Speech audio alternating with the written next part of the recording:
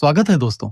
पाकिस्तान और अफगानिस्तान के बीच दूसरी दौर की युद्ध विराम वार्ताएं तुर्की के इस्तांबुल में चल रही हैं, लेकिन इसी दौरान सरहद पर एक बार फिर तनावपूर्ण माहौल बन गया है। कुर्रम और नॉर्थ वजीरिस्तान की सीमा पर हुई भारी फायरिंग में 5 पाकिस्तानी सैनिक मारे गए हैं और 25 टीटीपी आतंकियों को हमने ढेर कर दिया है, ऐसा पाकिस्तान का कहना है। लेकिन अफगानिस्तान ने इस मामले पर अब तक कोई बयान नहीं दिया है। वहीं इस्तांबुल में पाकिस्तान की चिंताओं को अफगानों तक पहुंचाने की कोशिश तुर्की कर रहा है, लेकिन अफगानिस्तान पाकिस्तानी मांगों को मानने के लिए तैयार नहीं है। इसके उलट उन्होंने अपनी कुछ शर्तें पाकिस्तान के सामने रखी हैं। ऐसे में यह वार्ता आगे बढ़ेगी या नहीं, इस पर अब संदेह की स्थिति बन चुकी है। अगर अचानक यह शांति वार्ताएं असफल हो जाती हैं, तो वहां पूर्ण युद्ध के लिए अफगानों को तैयार रहना पड़ेगा, ऐसा कहना है ख्वाजा आसिफ का। लेकिन तभी थोड़ा ठहरिए, मैं आता हूं और सब ठीक कर देता हूं। मुझे ये लोग भी जानते हैं और वो लोग भी जानते हैं। मैं कह दूंगा तो ये मान लेंगे। रुको, मैं आता हूं, ऐसा कह रहे हैं शांति दूत डोनाल्ड ट्रंप। तो आखिर क्या चल रहा है अफगानिस्तान और पाकिस्तान के बीच? इसमें भारत की भूमिका क्या है और अगर वहां हालात बिगड़ते हैं तो इसका असर भारत पर क्या पड़ेगा? इसी विषय पर हम आगे विस्तार से जानकारी लेंगे। दोस्तों, हाल ही में अफगानिस्तान और पाकिस्तान के बीच जो संघर्ष हुआ है वह तो आपको पता ही है। अफगानों के हमलों की तीव्रता बढ़ती जा रही थी। इसी वजह से पाकिस्तान ने सऊदी अरब, कतर और तुर्की से मदद की मांग की। अब जरा देखिए हालात कैसे बदल गए हैं। एक वक्त था जब अफगानिस्तान के तालिबान से बात करनी हो तो दुनिया का कोई भी देश पाकिस्तान से ही संपर्क करता था, क्योंकि तालिबान नाम की यह ताकत असल में पाकिस्तान की जमीन पर ही पली बढ़ी थी। अफगानिस्तान से आए शरणार्थियों और उनके बच्चों को पाकिस्तान के खैबर क्षेत्र में बसाकर वहां देवबंदी और वहाबी मदरसों के मिश्रण से एक हाइब्रिड देवबंदी पंथ की शुरुआत की गई। मुल्ला उमर के नेतृत्व में उन्हीं शरणार्थी बच्चों को हथियार थमाकर मुजाहिदीन बनाया गया और यही बन गया तालिबान का गठन। और ये सब किया था पाकिस्तान ने। लेकिन अब वही तालिबान पाकिस्तान का असली चेहरा पहचान चुका है। वह अब उस हाइब्रिड यानी वहाबी और देवबंदी मिश्रण से बाहर निकलकर पूरी तरह देवबंदी विचारधारा की ओर बढ़ रहा है।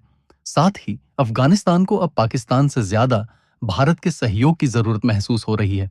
तो दोस्तों, चाहे blood is thicker than water क्यों ना हो, लेकिन यहाँ दो अलग ब्लड ग्रुप्स हैं जो आपस में मिक्स नहीं हो रहे और यहीं से संघर्ष की शुरुआत हो गई है। अब पाकिस्तान के भीतर यानी खैबर क्षेत्र में टीटीपी यानी तहरीक-ए-तालिबान पाकिस्तान मौजूद है, जो पाकिस्तान की सेना पर हमले करती है। वहीं अफगानिस्तान में तालिबान शासन के खिलाफ आईएसआईएस खोरसान गुट सक्रिय है, जिसे पाकिस्तान अपनी जमीन पर पनाह दे रहा है, हथियार और फंडिंग तक मुहैया करा रहा है। ये आईएसआईएस खोरसान के आतंकी अफगानिस्तान में तालिबान पर हमले करते हैं। अब ये दोनों ताकतें टीटीपी और आईएसआईएस ड्यूरेंट लाइन को पार करके दोनों देशों पर हमले करती रहती हैं। यही वजह है कि पाकिस्तान और अफगानिस्तान के बीच संघर्ष की जड़ बन चुकी है ड्यूरेंट लाइन। दोस्तों, ड्यूरेंट लाइन के बारे में मैंने आपको पहले भी बताया था, लेकिन चलिए एक बार फिर से सरल शब्दों में समझ लेते हैं। यह जो अफगानिस्तान और पाकिस्तान के बीच की सीमा रेखा है, यही है ड्यूरेंट लाइन। करीब 2640 किलोमीटर लंबी यह रेखा दोनों देशों के बीच की आधिकारिक सीमा है, ऐसा पाकिस्तान मानता है। लेकिन अफगानिस्तान ने इसे कभी स्वीकार नहीं किया और आज तक भी नहीं करता। अब जरा पीछे चलते हैं। जब भारत में ब्रिटिश राज था, उस वक्त रूस के विस्तारवाद को रोकने के लिए ब्रिटिश साम्राज्य को एक बफर जोन की जरूरत थी। उसके लिए उन्होंने अफगानिस्तान का इस्तेमाल किया। अफगानिस्तान के राजा अमीर अब्दुर रहमान खान और ब्रिटिश भारत के विदेश सचिव सर मॉर्टिमर ड्यूरेंट के बीच 1893 में काबुल में एक समझौता हुआ। यह ग्रेट गेम का हिस्सा था, ब्रिटिशों और अफगानों के बीच एक अस्थायी समझौता। ब्रिटिशों ने भी माना था कि यह स्थायी सीमा नहीं है और अफगानों ने भी यही माना। इस रेखा ने पश्तून जनजातियों को दो देशों में बांट दिया। इसी वजह से अफगानिस्तान ने इसे कभी स्थायी सीमा नहीं माना। 1947 में जब ब्रिटिश भारत विभाजित हुआ, पाकिस्तान बना और उसने इस ड्यूरेंट लाइन को अफगानिस्तान के साथ अपनी अंतर्राष्ट्रीय सीमा बताना शुरू कर दिया। लेकिन अफगानों से कोई बातचीत नहीं हुई, न कोई नया समझौता, न कोई हस्ताक्षर। जो ब्रिटिशों ने कहा भी नहीं था, उसे पाकिस्तान ने स्थायी सीमा मान लिया। अफगानिस्तान ने तब से लेकर आज तक इसका विरोध जारी रखा है। 1950 के दशक में पश्तून राष्ट्रवाद शुरू हुआ और पश्तूनिस्तान की मांग उठी। यह भी इस सीमा विवाद की एक और बड़ी वजह बनी। अफगानिस्तान में राजशाही के द्वार से लेकर तालिबान शासन तक किसी भी सरकार ने कभी इस रेखा को आधिकारिक सीमा के रूप में स्वीकार नहीं किया। 2017 में पाकिस्तान ने एक तरफा तौर पर सीमा पर दीवार और फेंसिंग का निर्माण शुरू किया। उस वक्त अफगानिस्तान में अमेरिकी सेनाएं मौजूद थीं और एक अमेरिकी समर्थित सरकार थी। उन्होंने भी इसका विरोध किया, लेकिन ज्यादा कुछ नहीं कर पाए। फिर 2021 में अफगानिस्तान तालिबान के हाथों में आ गया। 2022 तक आते आते पाकिस्तान और तालिबान के रिश्ते पूरी तरह बिगड़ चुके थे। खैबर क्षेत्र में टीटीपी बहुत मजबूत हो गई, जो लगातार पाकिस्तान पर हमले करने लगी। फिर ड्यूरंट लाइन विवाद फिर से भड़क उठा। दोनों देशों ने सीमा पर एक दूसरे पर गोलियां चलाईं। संघर्ष कुछ समय के लिए शांत तो हुआ, लेकिन विवाद जिंदा रहा।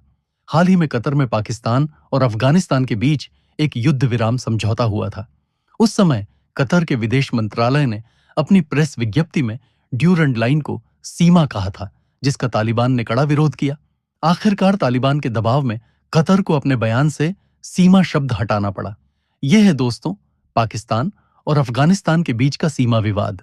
अब दोनों देशों के बीच तुर्की और कतर की मध्यस्थता में दूसरे दौर की युद्ध विराम वार्ताएं तुर्की के इस्तांबुल में चल रही हैं। लेकिन इसी दौरान सीमा पर फिर से तनाव शुरू हो गया है। कुर्रम और नॉर्थ वजीरिस्तान के इलाकों में टीटीपी और पाकिस्तानी बलों के बीच भारी फायरिंग हुई है। पाकिस्तान का कहना है कि टीटीपी को तालिबान सेना ने भी मदद करते हुए पाकिस्तानी सैनिकों पर गोलीबारी की। इस संघर्ष में 5 पाकिस्तानी सैनिक मारे गए हैं और 25 आतंकियों को हमने ढेर कर दिया है, ऐसा पाकिस्तान का दावा है। लेकिन अफगानिस्तान ने अब तक इस पर कोई प्रतिक्रिया नहीं दी है। वह न तो ये कह रहा है कि फायरिंग हुई है और न ही यह कि नहीं हुई, क्योंकि असल में यह झड़प टीटीपी और पाकिस्तानी सेना के बीच हुई थी। तो अफगानिस्तान का कहना है, इससे हमारा क्या लेना देना। और इस तरह अफगानिस्तान फिलहाल चुप्पी साधे बैठा है।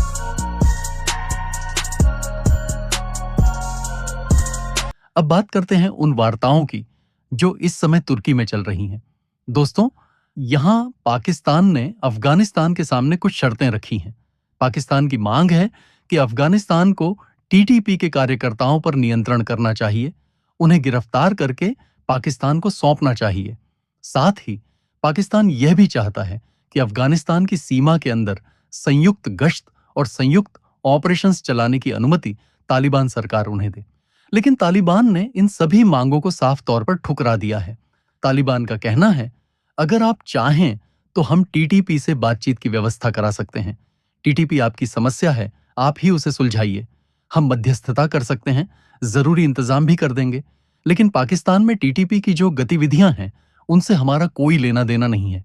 टीटीपी हमारे इलाके से काम नहीं करती, वे आपके खैबर पख्तूनख्वा में हैं। तालिबान ने यह भी साफ कहा, संयुक्त गश्त जैसी कोई बात नहीं। हम अपनी सीमाओं की रक्षा करने में पूरी तरह सक्षम हैं। अगर मेहमान या दोस्त के रूप में अफगानिस्तान आना चाहते हैं तो आइए, स्वागत है। लेकिन हमारी भूमि पर किसी दूसरे देश की सेना को गश्त या ऑपरेशन की अनुमति हम नहीं देंगे। वहीं पाकिस्तान यह भी चाहता है कि दोनों देशों के बीच बंद सीमा द्वारों को फिर से खोला जाए ताकि व्यापार फिर से शुरू हो सके। लेकिन अफगानिस्तान का जवाब है, जब तक हमारी कुछ शर्तें पूरी नहीं होती, सीमा ऐसे ही बंद रहेगी। अब इन बंद सीमाओं का असर देखिए। पाकिस्तान में सब्जियों की कीमतें आसमान छू रही हैं। भारत से जो टमाटर और प्याज पाकिस्तान जाया करते थे, अब वह सब बंद हो चुका है। अब अगर पाकिस्तान को वही चीजें चाहिए तो उसे यूएई से मंगवानी पड़ती हैं। भारतीय माल पहले यूएई जाता है, वहां हलाल होकर वापस पाकिस्तान पहुंचता है और तब तक उसकी कीमतें हरामी स्तर तक बढ़ जाती हैं। पहले पाकिस्तान को राहत अफगानिस्तान से मिलने वाले माल से मिलती थी, लेकिन अब वह रास्ता भी बंद है। इस वजह से पाकिस्तान में टमाटर की कीमत 4 गुना बढ़ चुकी है। इसलिए पाकिस्तान अब कह रहा है, आओ मसला सुलझा लें और व्यापार शुरू करें। वहीं अफगानिस्तान अपनी जनता से कह रहा है, इलाज या दवाओं के लिए पाकिस्तान मत जाइए, तुर्कमेनिस्तान या उज्बेकिस्तान जाइए। यह बात पाकिस्तान के लिए बेहद अपमानजनक साबित हो रही है और अब पाकिस्तान इसे इलॉजिकल कहकर अपनी झेप मिटाने की कोशिश कर रहा है। इसी बीच पाकिस्तान के रक्षा मंत्री फारजा ने कहा है, अगर ये शांति वार्ताएं असफल होती हैं तो हमें पूर्ण युद्ध के लिए तैयार रहना होगा। अफगानों को मनाने की कोशिश तुर्की कर रहा है, लेकिन तालिबान ने तुर्की से कहा है, पाकिस्तानियों को समझाइए कि अब हमारी सीमाएं पार करके हमारे ऊपर हमला करने की कोशिश न करें। वे अफगान हवाई क्षेत्र का उल्लंघन न करें। साथ ही तालिबान शासन के दुश्मनों को पाकिस्तान अपनी भूमि पर पनाह और सहायता देना बंद करे। अफगानों का इशारा आईएसआईएस की तरफ है, जिसे पाकिस्तान आश्रय और आर्थिक मदद दे रहा है। अब पाकिस्तान का कहना है कि अफगानिस्तान के इस कठोर रुख और साहस के पीछे भारत का हाथ है, लेकिन तालिबान ने इस आरोप को खारिज किया है। तालिबान का कहना है, भारत के साथ हमारे संबंध अलग हैं, पाकिस्तान के साथ जो विवाद है वह अलग है। हम किससे और कैसे संबंध रखें, यह पूरी तरह हमारा आंतरिक निर्णय है। वहीं डोनाल्ड ट्रंप ने एक बार फिर कहा है, मैं इस संघर्ष को रोक दूंगा, मैं अफगानों से भी बात करूंगा। पाकिस्तान के प्रधानमंत्री और सेना प्रमुख दोनों बहुत अच्छे लोग हैं। मैं कहूंगा तो वो मेरी बात मानेंगे, मैं उन्हें मना लूंगा और यह युद्ध रोक दूंगा। लेकिन जब ट्रंप ने पाकिस्तान के प्रधानमंत्री और सेना प्रमुख की तारीफ की, तो अमेरिका को भी डर हुआ कि कहीं भारत इस बात से नाराज ना हो जाए। इसीलिए अमेरिकी विदेश मंत्री रूबियो ने कहा, पाकिस्तान के साथ हमारे संबंध अलग हैं, भारत के साथ हमारे संबंध बहुत अलग और बहुत मजबूत हैं। भारत हमारे लिए बेहद महत्वपूर्ण है और हम उसे कभी नहीं खोएंगे। भारत हमारा सच्चा मित्र है। अब अगर तुर्की में चल रही पाकिस्तान और अफगानिस्तान की वार्ताएं विफल हो जाती हैं, तो इसके नतीजे गंभीर होंगे। अफगान सीमा पर टीटीपी के हमले और तेज हो जाएंगे। पाकिस्तान अफगानिस्तान को और ज्यादा भड़काने लगेगा और पाकिस्तान के भीतर आतंकवाद भी काफी बढ़ जाएगा। वहीं अफगानिस्तान को भी कुछ आर्थिक मुश्किलों का सामना करना पड़ेगा, लेकिन उनके मौजूदा हालात में ये कोई बड़ी बात नहीं है। दोस्तों, ये थी पाकिस्तान और अफगानिस्तान के बीच चल रहे संघर्ष से जुड़ी कुछ नई अपडेट्स।